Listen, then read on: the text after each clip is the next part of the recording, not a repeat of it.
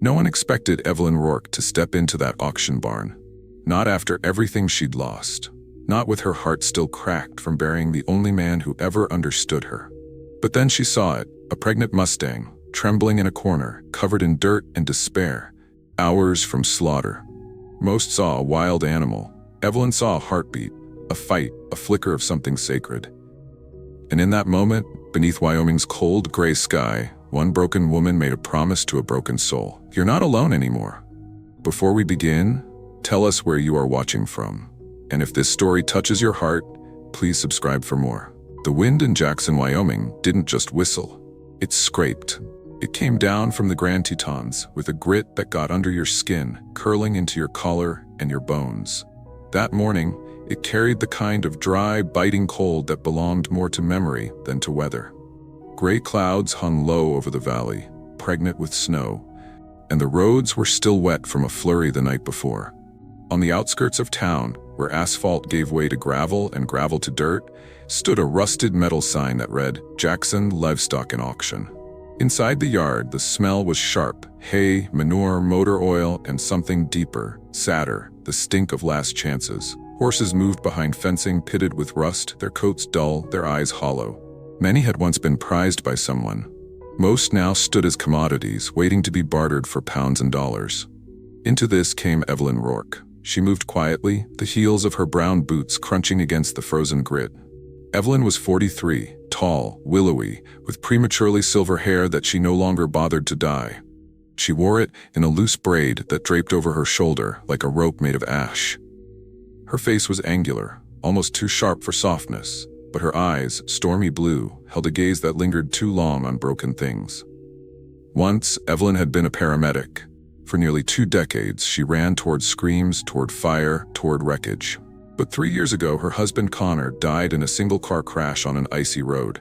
She was the first on scene, and after that, she never went back to work. She moved to Jackson for its silence, its open sky, its raw beauty.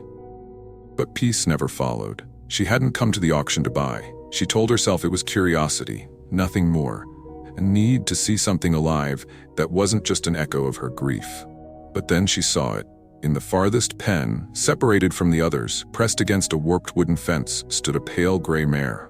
The animal looked like it had been carved from moonlight, then dragged through a battlefield. Her ribs jutted through her coat, scarred and smeared with mud and dried blood. Her tail hung limp. Her hooves were chipped, but her belly was full, swollen with life, near term if Evelyn had to guess. A tag hung from her halter, number 837. Evelyn stopped. The mare didn't bolt, didn't turn. She simply looked back at her, and in those eyes, Evelyn saw something she hadn't expected. Not surrender, but defiance, the kind that still flickered when everything else had burned out. A voice behind her broke the stillness. "She's trouble, that one." It came from a man leaning against a rusted gate nearby, mid-50s, balding, with a paunch that pushed against his oil-stained jacket. His name tag read, "Lenny."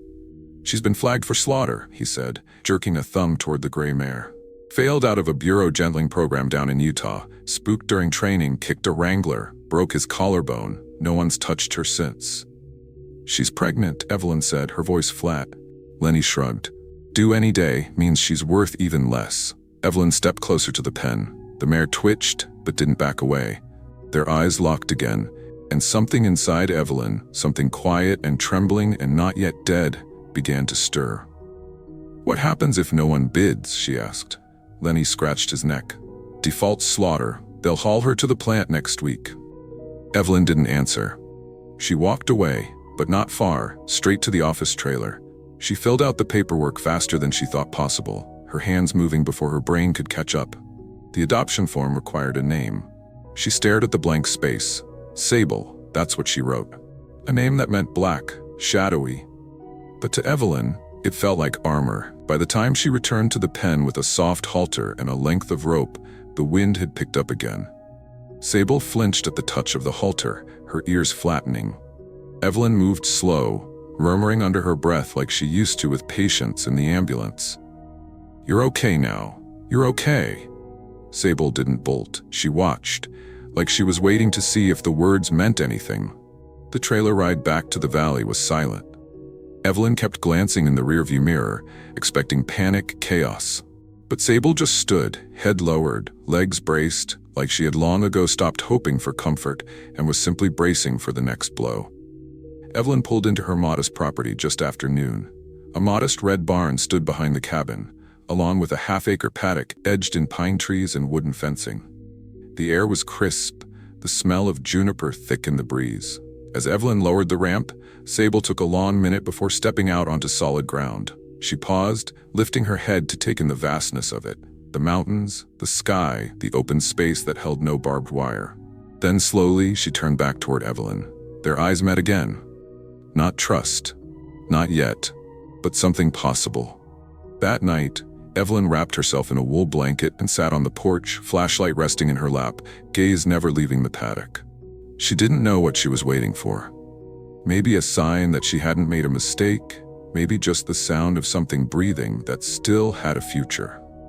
The moon was full over Jackson Valley, its pale light spilling like liquid silver across the highland pines and dusting the old red barn in a ghostly sheen. It was past midnight when the world seemed to hold its breath.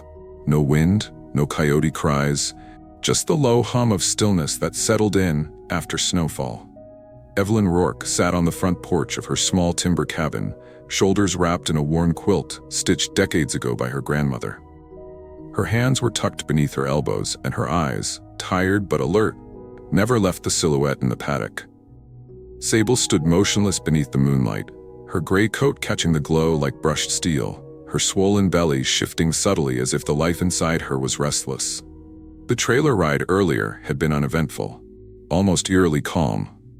Sable hadn't shifted, hadn't snorted or stomped. She had simply ridden like an old soul who had known too many cages and had stopped trying to resist them.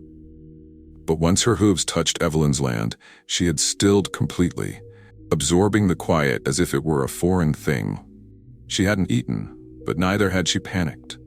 Just stood there, head lifted, eyes scanning the darkened pines like a sentinel. And now, Evelyn watched her watch the world. Evelyn had brought warm mash and fresh hay out to her earlier, placed gently into the far corner of the paddock, but Sable hadn't moved to touch it. Instead, she had slowly circled the space, sniffed each post, and eventually stopped beneath the sycamore tree that leaned crookedly at the fence line.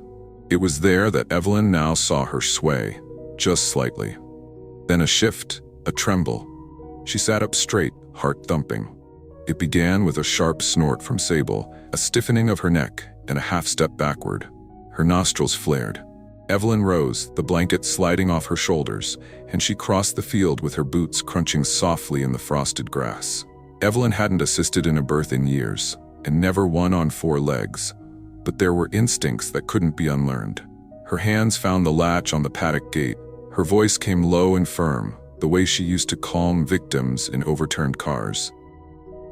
"It's okay, girl. I'm here." Sable didn't retreat, but she also didn't turn to her. Her breath came faster, visible in white clouds. Her hindquarters dipped, and then a quiet, strained grunt slipped from her mouth. Her legs spread. Evelyn lowered herself to one knee, eyes scanning. No blood yet, but the muscles around Sable's flanks rippled and tightened. From the house, soft footsteps approached. A voice called in a whisper, "Ev? You okay?" It was Sarah Ellington, Evelyn's closest and only neighbor. Sarah lived on the next property, a mile west, and had come to check on the new horse after seeing the trailer earlier.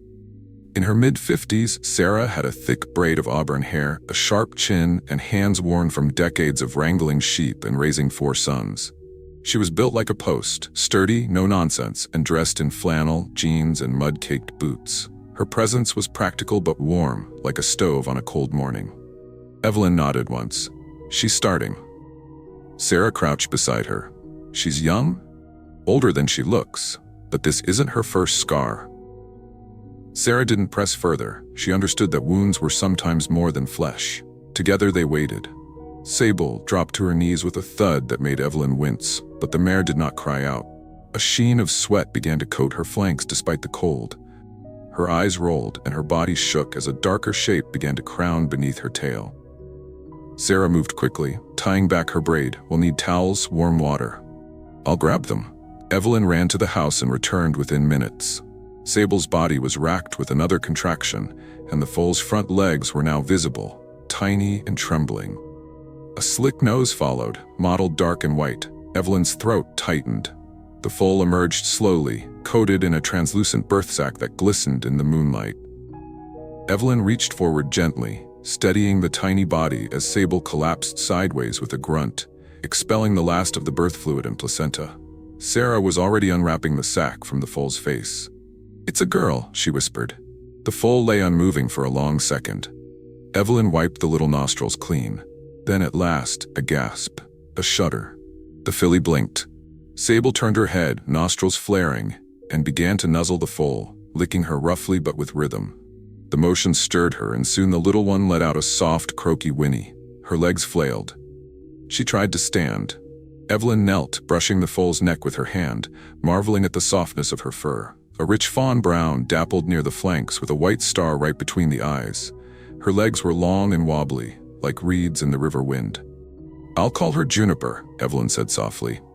"Tough little thing, like the tree." Sarah smiled. "She's got your stubborn streak." For hours, they sat in silence, watching Sable clean and comfort her newborn.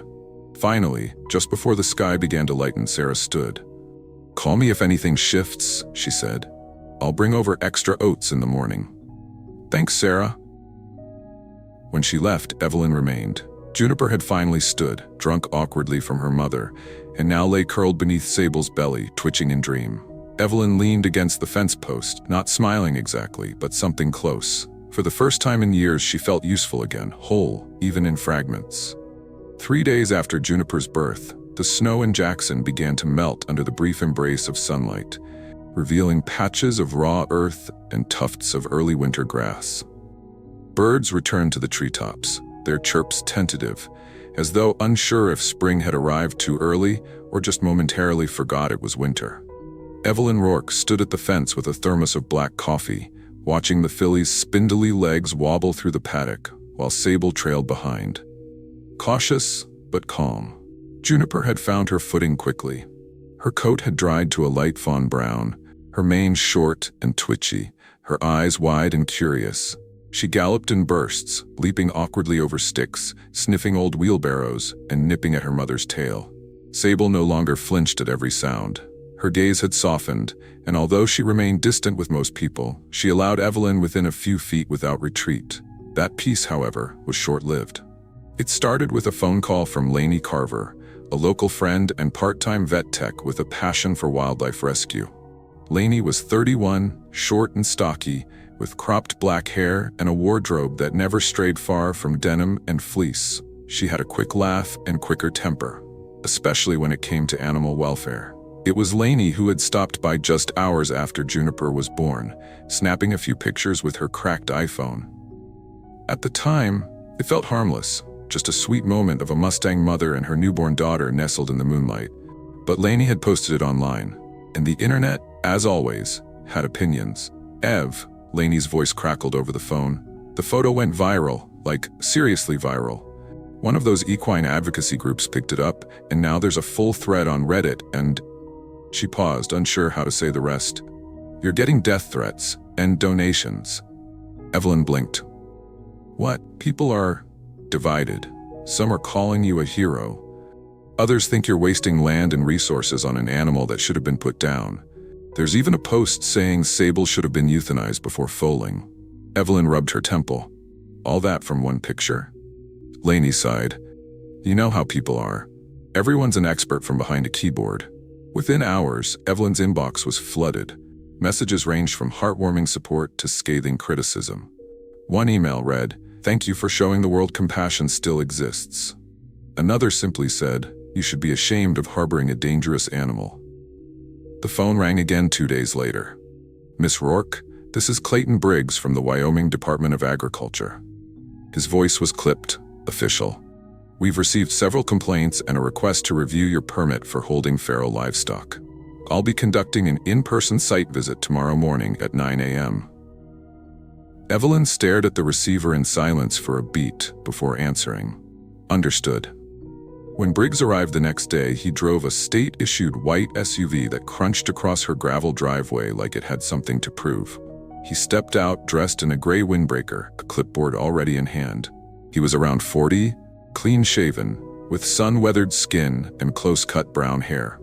His stance was squared and professional, military perhaps, or a man who once thought about it. Clayton didn't shake hands. He only nodded. "I'll need to see your animal enclosures, feed storage, shelter integrity, and records of care."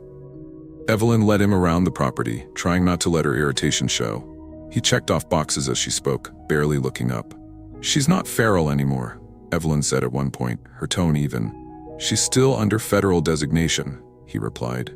They approached the paddock. Juniper was chasing a falling leaf, her tiny hooves sending tufts of snow into the air. Sable stood nearby, ears pricked, her body relaxed but alert. Clayton stopped.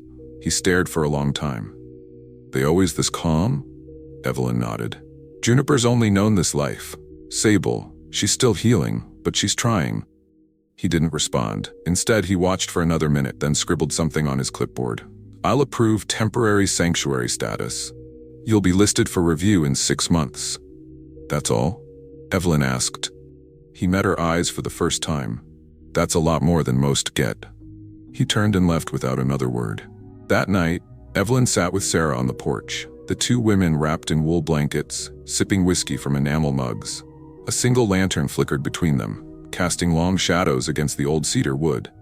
"People want simple villains and simple heroes," Sarah muttered. "They don't know what to do with something complicated, especially when it's got 4 legs and a reputation." "Briggs saw her," Evelyn said. "Really saw her." Sarah nodded. "Let's just hope the rest of the world catches up." The online firestorm didn't die immediately. But among the noise, Evelyn began receiving handwritten letters, an old man in Idaho who once worked wild horses, a teenage girl in Kentucky whose rescue dog had saved her life, a veteran in California who said watching Juniper's birth gave him the strength to get out of bed. It was messy, beautiful, divisive, but somehow it felt alive. By late June, Jackson had become a patchwork of green hills and yellowing fields, the sky often streaked with thunderclouds rolling off the Tetons. On that particular afternoon, the wind shifted, more humid than usual, heavy with warning. The clouds clustered low and dark, dragging shadows across Evelyn Rourke's pasture as she tightened the new corrugated panels atop the feed shelter. A few stray nails clinked in the tin bucket beside her boot. Juniper whinnied in the distance. Evelyn glanced across the field. The filly, now just over a month old, had grown into her legs and filled out with spring strength. She darted near the southern fence, flicking her tail, leaping over a shallow ditch where water used to run decades ago before the trench dried up. Sable stood a few paces away, grazing, ears swiveling with alertness, her gray coat speckled with dust and glints of afternoon light. A deep rumble sounded. Not from overhead, but far off, like something big tumbling through the mountains. The temperature dropped. Evelyn turned her gaze to the western ridgeline. The clouds were collapsing faster than she'd ever seen, boiling with bruised color, the edges green-tinged. A flash of lightning slashed across the sky, no delay before the crack of thunder. She climbed down from the roof. "Sable," she called, her voice cutting through the wind. "Juniper, come on, girls." Neither moved.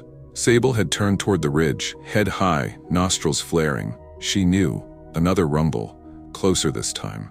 And then Evelyn heard it. The unmistakable roar of water. She sprinted. As she neared the paddock's edge, the first cold drop of rain struck her cheek.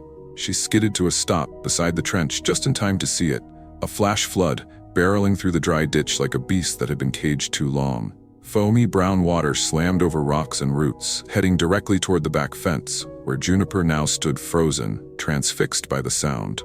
Across the field, Sable exploded into motion. The mare reared, turned, and galloped with a force that made the earth seem to tilt. Evelyn's heart slammed in her chest. Sable didn't hesitate. She hurled herself into the fence between her and Juniper, slamming her body into the wooden boards with all her weight. The first post cracked, the second snapped. On the third hit, the entire panel gave way. Juniper bolted, not away from the flood, but toward her mother. Confused, frightened, legs slipping in the mud. Evelyn hit the gate latch and ran in, boots splashing through pooling water. "Juniper, this way." Sable lowered her head, bared her teeth, and nudged the filly hard with her shoulder, forcing her back toward the barn. Evelyn reached them seconds later, grabbing Juniper's halter and tugging her forward. The water surged behind them, biting at their heels. The three of them thundered across the pasture, Evelyn's lungs burning, her heart screaming. They burst into the barn just as the waves slammed into the back fence. For a moment, all Evelyn could hear was her own breath, and the hollow, violent sound of wood being torn loose behind them. Sable stood trembling but upright, her body shielding Juniper. Mud streaked her legs, and blood ran from a splinter lodged in her shoulder. Evelyn collapsed to her knees, pressing her forehead against Sable's side, both sobbing and laughing. "You insane, beautiful girl." The barn lights flickered. Evelyn checked Juniper for injuries. Nothing but scratches. Then she turned to Sable, carefully removed the wood from her skin, cleaned the wound with iodine. Sable didn't flinch, just stared at her with eyes dark and unreadable. That night, the rain didn't stop. The barn stayed dry, barely, thanks to the recent repairs. Evelyn slept on a hay bale near the stall, curled beneath an old horse blanket, with Juniper curled beside her like a child who had just seen death and chosen to trust in life. The next morning, Sarah Ellington arrived in her old red pickup, headlights cutting through the fog. She wore a black rain poncho, jeans soaked up to the knees, and a headlamp. "You all right?" she shouted through the storm. "We made it," Evelyn called back, voice hoarse. "Barely." Sarah stepped inside, eyes sweeping the damage. "Jesus, that ditch was dry for years." "I know." Sarah glanced at Sable, now lying beside her daughter, both sleeping. "That mare broke through a fence to save her kid?" Evelyn nodded. "Slammed it down with her own body." Sarah let out a low whistle. "That'll get the internet talking." And it did. Unbeknownst to Evelyn, her barn security camera had caught the entire event. The footage, Sable crashing through the fence, Juniper running, Evelyn arriving, the three of them fleeing as the flood struck, spread like wildfire when Lainey Carver uploaded it the following evening with the caption, "When a wild Mustang becomes a mother lion." Within hours, news outlets picked it up. Hero horse saves foal from flash flood. Wild mare turns savior. Messages poured in. Artwork, poems, offers to fund the sanctuary. One classroom from Colorado sent 20 crayon drawings of Sable the Brave. And then there was the letter. Delivered in a plain white envelope slipped under the barn door. Inside was a small piece of aged leather, a broken halter strap, and a folded note written in neat, slanted handwriting. "I used to believe wild ones had to be broken to be worth anything. I watched that video 5 times. I was wrong. Keep her wild. Thank you, D." Evelyn stared at it for a long time. Then she hung the halter on a nail above the stall door, right where sunlight would catch it each morning. Sable didn't know she had changed anyone's mind, but she had. 1 week after the flood, the land had begun to dry, leaving behind thick ribbons of mud and the smell of riverbed silt. The broken section of fencing still leaned precariously at the back edge of the pasture, a twisted monument to what Sable had done. Evelyn Rourke had planned to fix it that morning, but something else caught her eye first. A truck. It wasn't there when she'd gone inside the barn to check Juniper's hoof. But now it sat, quiet, nondescript, on the gravel drive outside her front gate. An older model Ford, dust-caked and faded red, with Wyoming plates and a wide dent in the passenger side door. The engine wasn't running. No one was behind the wheel. Evelyn stepped closer.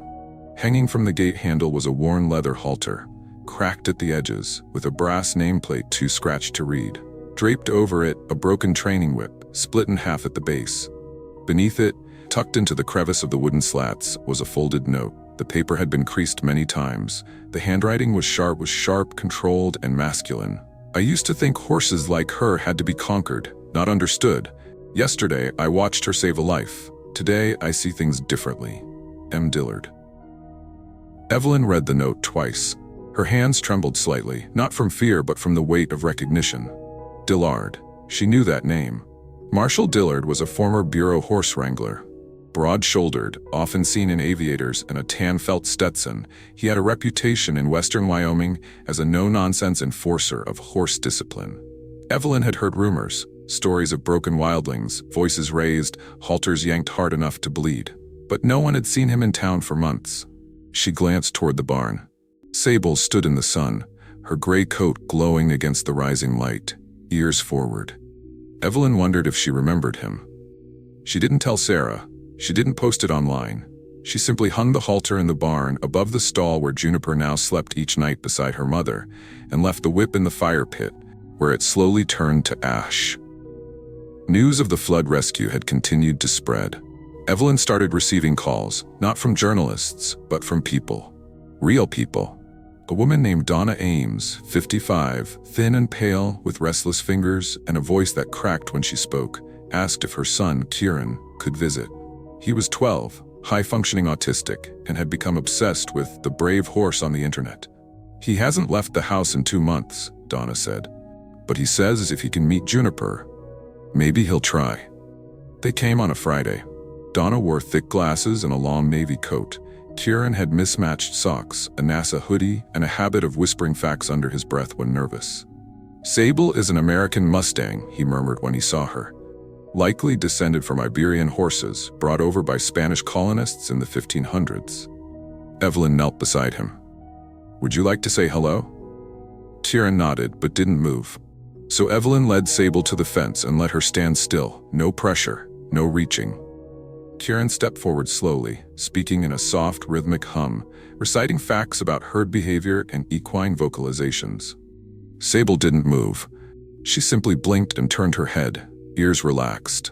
After 10 minutes, Kieran reached out and brushed her mane. His mother cried quietly from the porch. More came. A veteran from Missoula, Alan Rayner, arrived with his therapy dog, Copper, a shaggy golden retriever who'd once pulled Alan from a panic attack during a fireworks show. Alan was 64, his beard silver, his left hand trembling from nerve damage. He spent an hour in the barn with Sable and Juniper, saying nothing, just breathing. At the end, he whispered, "They don't judge you." The word spread further. Sarah helped coordinate visits, setting limits on time, making sure the animals weren't overwhelmed. Evelyn cleared an old hayloft and turned it into a space for visitors. Soft lighting, fleece blankets, beanbags, and journals. A place to exhale. But not everyone understood. A county board member named Reed Clancy, thin-faced with a clipped voice and a history of opposing soft zoning, wrote a letter to the editor warning about feral livestock attracting fringe groups. It drew attention, then ire. But Evelyn didn't respond, because Sable had. She had walked through fire and water. She had turned strangers into family. And one morning in the hush before sunrise, Evelyn stood in the paddock as mist lifted from the grass like breath. Her hands rested on the fence. Sable approached, slow, unhurried, and lowered her head. She touched her nose to Evelyn's palm. Not command, not training, just acknowledgement. Behind her, Juniper pranced along the rocky trail that wound between the pines, her hooves light, her eyes joyful. She chased a crow. She paused to sniff a sprig of mountain sage. And in that motion, graceful, free, she became what she was always meant to be, a symbol of what could still be saved. Sometimes healing doesn't come from force, it comes from understanding. Sable wasn't saved because someone tried to tame her. She was saved because someone saw her. In a world that often rewards control and speed, this story reminds us that real change begins with patience, empathy, and quiet acts of bravery. In our daily lives, we all carry scars, some visible, some buried deep. But just like Sable, Juniper, and Evelyn, we have the power to transform pain into purpose when met with kindness. Whether it's a wild horse, a wounded veteran, or a lonely child, the truth is simple. What we choose to believe in can change everything. If this story moved you, share it with someone who needs hope today. Leave a comment with your thoughts, and don't forget to subscribe for more real, soul-stirring stories from the wild. Every click helps us bring light to the forgotten and voice to the voiceless.